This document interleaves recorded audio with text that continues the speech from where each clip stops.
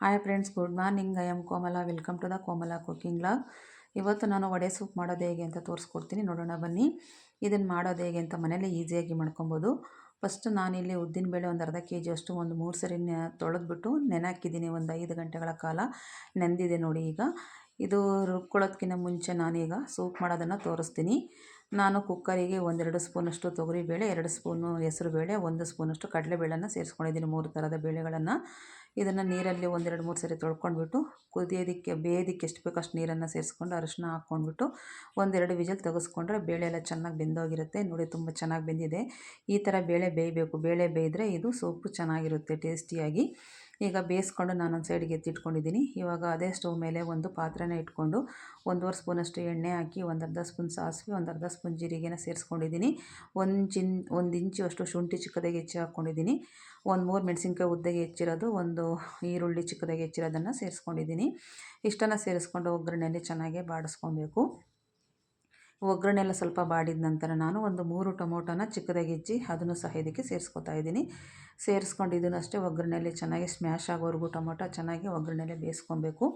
ಇದೆಲ್ಲ ಒಗ್ಗರಣೆ ಆದ ನಂತರ ನಾನು ಮೊದಲೇ ಬೇಯಿಸಿಟ್ಟಿರೋಂಥ ಬೇಳೆ ಇದೆಯಲ್ಲ, ಅದನ್ನು ಸ್ವಲ್ಪ ಸ್ಪೂನಲ್ಲೇ ಸ್ಮ್ಯಾಶ್ ಮಾಡಿಬಿಟ್ಟೆಲ್ಲ ತಿರುಗಿಸ್ಬಿಟ್ಟು ಇದಕ್ಕೆ ಹಾಕ್ಕೊಬೇಕು. ಯಾಕಂದರೆ ಬೇಳೆ ಚೆನ್ನಾಗಿ ಬೆಂದಿದ್ರೆ ಸೂಪು ಚೆನ್ನಾಗಿ ಬರುತ್ತೆ ಟೇಸ್ಟಿಯಾಗಿ. ಹಾಗಾಗಿ ನಾನೆಲ್ಲ ನೋಡಿ ಎಲ್ಲ ಥರ ಸ್ಪೂನಲ್ಲೆಲ್ಲ ಮಾಡ್ಕೊಂಡಿದ್ದೀನಿ, ಮಿಕ್ಸ್ ಮಾಡ್ಕೊಂಡಿದ್ದೀನಿ. ಬೇಳೆ ಚೆನ್ನಾಗಿ ಬೆಂದಿದೆ.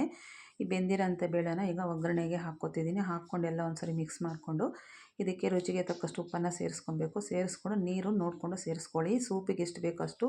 ಸೂಪ್ ಅಂದರೆ ಸ್ವಲ್ಪ ನೀರಾಗೆ ಇರಬೇಕಲ್ವ, ಅದಕ್ಕಾಗಿ ಸ್ವಲ್ಪ ನೀರನ್ನು ನೋಡಿ ಸೇರಿಸ್ಕೊಳ್ಳಿ. ನಾನಿಲ್ಲ ಒಂದು ಅರ್ಧ ಲೀಟ್ರಷ್ಟು ನೀರನ್ನು ಸೇರಿಸ್ಕೊಂಡಿದ್ದೀನಿ. ಸೇರಿಸ್ಕೊಂಡು ಮಿಕ್ಸ್ ಮಾಡಿಬಿಟ್ಟು ಇದನ್ನು ಕ್ಯಾಪ್ ಹಾಕ್ಬಿಟ್ಟು ಪ್ಲೇಟನ್ನು ಮುಚ್ಚಿಬಿಟ್ಟು ಒಂದು 5-10 ನಿಮಿಷ ಕುದಿಸ್ಕೊಂಡ್ರೆ ಸಾಕಾಗುತ್ತೆ. ಮತ್ತು ಬೇರೆ ಏನು ಹಾಕೋದು ಬೇಡ. ಇದಕ್ಕೆ ತುಂಬ ರುಚಿಯಾಗಿರುತ್ತೆ. ಇದು ಅನ್ನದ ಜೊತೆ ಸಹ ತಿನ್ಬೋದು. ವಡೆ ಸೂಪಿಗಂತೂ ಸೂಪರ್ ಸೂಪ್ ಇದು.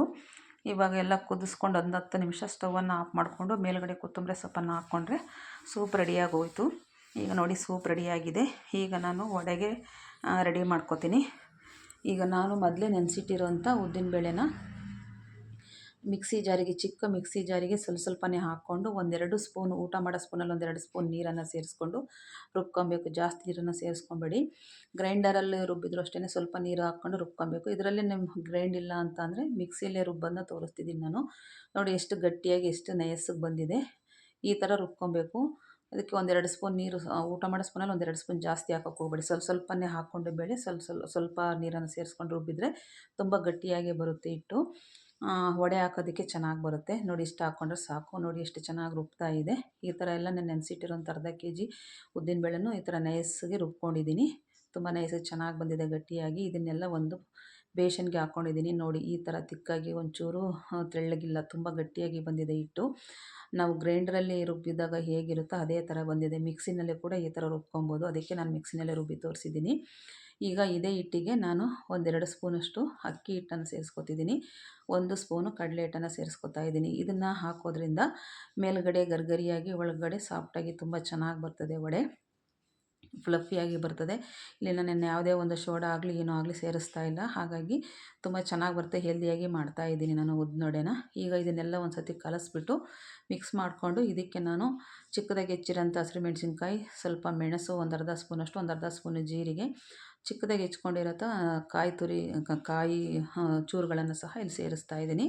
ಸೇರಿಸ್ಕೊಂಡು ಇದಕ್ಕೆ ಒಂದು ಸ್ವಲ್ಪ ಕೊತ್ತಂಬರಿ ಸೊಪ್ಪನ್ನು ಕೂಡ ಸೇರಿಸ್ಕೊಂಡಿದ್ದೀನಿ. ಸೇರಿಸ್ಕೊಂಡು ಇದಕ್ಕೂ ಸಹ ಶುಂಠಿ ಚಿಕ್ಕದಾಗಿ ಹೆಚ್ಕೊಂಡಿರೋದು 1-2 ಇಂಚು ಅಷ್ಟು ಹಾಕ್ಕೊಂಡಿದ್ದೀನಿ. ಈ ಶುಂಠಿ ಹಾಕೋದ್ರಿಂದ ಇದು ಉದ್ದಿನಬೇಳೆ ಸ್ವಲ್ಪ ಇದಲ್ವ, ಗ್ಯಾಸ್ ಆಗುತ್ತೆ. ಹಾಗಾಗಿ ಶುಂಠಿ ಹಾಕೋದ್ರಿಂದ ಗ್ಯಾಸನ್ನು ಅವಾಯ್ಡ್ ಮಾಡುತ್ತೆ. ಅದಕ್ಕೋಸ್ಕರ ನಾನು ಸೂಪಿಗೆ ಸಹ ಶುಂಠಿ ಹಾಕಿದ್ದೀನಿ, ಇದಕ್ಕೂ ಕೂಡ ಹಾಕಿದ್ದೀನಿ. ಹಾಕ್ಕೊಂಡೆಲ್ಲ ಒಂದು ಸತಿರ ಮಿಕ್ಸ್ ಮಾಡ್ಕೊಬೇಕು. ಲಾಸ್ಟಿಗೆ ಉಪ್ಪು ಹಾಕ್ಕೊಬೇಕು. ಯಾಕಂದರೆ ಫಸ್ಟೇ ಉಪ್ಪು ಹಾಕ್ಕೊಂಬಿಟ್ರೆ ಸ್ವಲ್ಪ ನೀರಾಗಿಬಿಡ್ತದೆ. ಅದಕ್ಕೆ ಇದನ್ನೆಲ್ಲ ಹಾಕಿ ಚೆನ್ನಾಗಿ ಮಿಕ್ಸ್ ಮಾಡ್ಕೊಂಡಾದಮೇಲೆ ವಡೆ ಹಾಕ್ತೀವಿ ಅನ್ನೋ ಟೈಮಲ್ಲಿ ನಾವು ಉಪ್ಪನ್ನು ಮಿಕ್ಸ್ ಮಾಡ್ಕೊಬೇಕು. ಮೊದಲೇ ಉಪ್ಪನ್ನು ಮಿಕ್ಸ್ ಮಾಡ್ಕೊಳಕ್ಕೆ ಹೋಗಬೇಡಿ. ಈಗೆಲ್ಲ ನಾನು ಕಲಸಿಟ್ಟು ಈಗ ಸ್ಟವ್ ಮೇಲೆ ಒಂದು ಬಾಣಲೆ ಇಟ್ಬಿಟ್ಟು ಎಣ್ಣೆ ಕಾಯೋದಕ್ಕೆ ಇಡ್ತೀನಿ. ಎಣ್ಣೆ ಕಾಯೋದಕ್ಕೆ ಇಟ್ಬಿಟ್ಟು ನಾನೀಗ ಉಪ್ಪನ್ನು ಸೇರಿಸ್ಕೊತಾ ಇದ್ದೀನಿ. ನೋಡಿ, ವಡೆ ಹಿಟ್ಟಿಗೆ ಎಷ್ಟು ಬೇಕೋ ಅಷ್ಟು ನೋಡ್ಕೊಂಡು ಉಪ್ಪನ್ನು ಸೇರಿಸ್ಕೊಂಡು ಒಂದು ಸರಿ ಮಿಕ್ಸ್ ಮಾಡ್ಕೊಂಡ್ಬಿಟ್ರೆ ಇದು ರೆಡಿಯಾಗಿ ಹೋಗುತ್ತೆ. ನಾವು ವಡೆ ಹಾಕುವಾಗ ಸ್ವಲ್ಪ ಕೈಯನ್ನು ನೀರಲ್ಲಿ ಡಿಪ್ ಮಾಡಿಕೊಂಡು ಹಿಟ್ಟನ್ನು ತಗೊಂಡು ಹಾಕೋದ್ರಿಂದ ಕೈಗೆಲ್ಲ ಹಿಟ್ಟು ಅಂಟೋದಿಲ್ಲ. ವಡೆ ಕೂಡ ತುಂಬ ಚೆನ್ನಾಗಿ ಬರುತ್ತೆ. ನೋಡಿ, ನಾನು ಕೂಡ ಇಲ್ಲಿ ನೀರಲ್ಲಿ ಕೈಯನ್ನು ಡಿಪ್ ಮಾಡಿಕೊಂಡು ಈಗ ವಡೆನ ಈ ಥರ ಶೇಪ್ ಮಾಡಿಕೊಂಡು ಕೈಯಲ್ಲಿ ಎಣ್ಣೆಗೆ ಬಿಡ್ತಾಯಿದ್ದೀನಿ.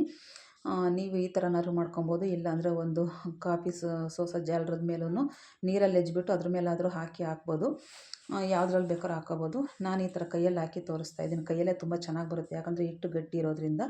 ನಾವು ಪ್ರತಿ ಸರಿ ಹಾಕುವಾಗಲೂ ಸ್ವಲ್ಪ ಕೈಯನ್ನು ನೀರಲ್ಲಿ ಡಿಪ್ ಮಾಡ್ಕೊಬೇಕು. ಡಿಪ್ ಮಾಡಿಕೊಂಡು ವಡೆ ಹಾಕಿದರೆ ತುಂಬ ಶೇಪು ಚೆನ್ನಾಗಿ ಬರುತ್ತೆ, ಅಂಟೋದಿಲ್ಲ ಕೈಗೆ. ನೋಡಿ ತುಂಬ ಚೆನ್ನಾಗಿ ಶೇಪ್ ಬರ್ತಾ ಇದೆ. ಈ ಥರ ಹಾಕ್ಕೊಂಡು ನಾವು ಮೀಡಿಯಮ್ ಉರಿನಲ್ಲಿ ಎರಡೂ ಕಡೆ ಬೇಯಿಸ್ಕೊಬೇಕು. ತುಂಬ ಸ್ಲೋ ಮಾಡಬಾರ್ದು ಉರಿ, ಎಣ್ಣೆ ಜಾಸ್ತಿ ಇರುತ್ತದೆ. ಹಾಗಾಗಿ ಒಂದು ಮೀಡಿಯಮ್ ಉರಿನಲ್ಲಿ ಇಟ್ಕೊಂಡು ಎರಡೂ ಕಡೆ ಬೇಯಿಸ್ಕೊಂಡ್ರೆ ತುಂಬ ಚೆನ್ನಾಗಿ ಬರುತ್ತೆ, ಫ್ಲಫಿಯಾಗಿ ಕ್ರಿಸ್ಪಿಯಾಗಿ ವಡೆ. ಈ ಥರ ಎರಡೂ ಕಡೆ ಬೇಯಿಸ್ಕೊಂಬಿಟ್ಟು ತೆಗೆದಿಟ್ಕೊಂಡ್ಬಿಟ್ರೆ ರೆಡಿ ಆಗುತ್ತೆ.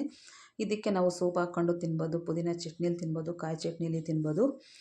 ನಮ್ಗೆ ಯಾವ ಥರ ಬೇಕೋ ಆ ಥರ ತಿನ್ಕೋಬೋದು. ನಾನು ಮಾಡಿರೋದೀಗ ವಡೆ ಸೂಪ್ ಆಗೋದ್ರಿಂದ ನಾನು ಸೂಪನ್ನು ಮಾಡಿದ್ದೀನಿ. ತುಂಬ ಚೆನ್ನಾಗಿರುತ್ತೆ, ತುಂಬ ಟೇಸ್ಟಿಯಾಗಿರುತ್ತೆ. ಹೊರಗಡೆಯಿಂದ ಆದರೆ ಸೋಡಾ ಏನೇನೋ ಬಳಸಿರ್ತಾರೆ. ನಾವು ಮನೆಯಲ್ಲೇ ಮಾಡೋದ್ರಿಂದ ಹೆಲ್ದಿಯಾಗಿ ಮಾಡಿದ್ದೀವಲ್ವ. ಈ ಥರ ತಿನ್ನಬೇಕು ಅನ್ನಿಸ್ದಾಗ ಬಾಯಿ ರುಚಿಗೆ ಮನೆಯಲ್ಲೇ ಮಾಡ್ಕೊಂಡು ತಿನ್ಬೋದು. ಈಗ ಮಳೆಗಾಲ ಆಗಿರೋದ್ರಿಂದ ಮಳೆ ತುಂಬ ಬರ್ತಾ ಇದೆ. ಈ ಮಳೆಗೆ ಚಳಿಗೆ ಈ ಥರ ಬಿಸಿ ಬಿಸಿಯಾಗಿ ಏನಾದ್ರು ಮಾಡ್ಕೊಂಡು ತಿಂದರೆ ತುಂಬ ರುಚಿಯಾಗಿರುತ್ತೆ. ತುಂಬ ಎಲ್ಲರೂ ಇಷ್ಟಪಟ್ಟು ತಿಂತಾರೆ.